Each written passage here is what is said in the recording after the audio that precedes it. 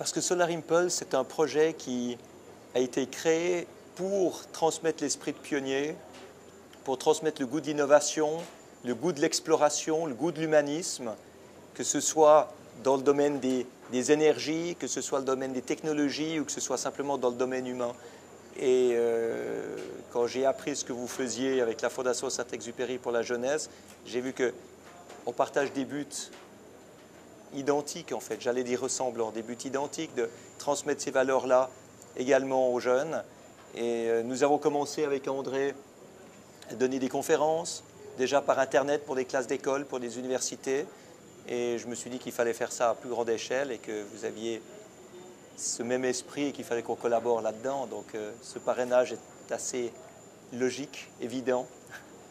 Mais je relis ces livres régulièrement et d'ailleurs j'ai relu Vol de nuit il y a de ça quelques mois.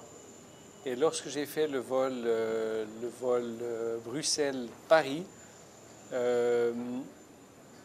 j'ai retrouvé beaucoup d'ambiance, beaucoup de situations, beaucoup d'émotions que j'avais lues et que je retrouvais finalement dans l'avion.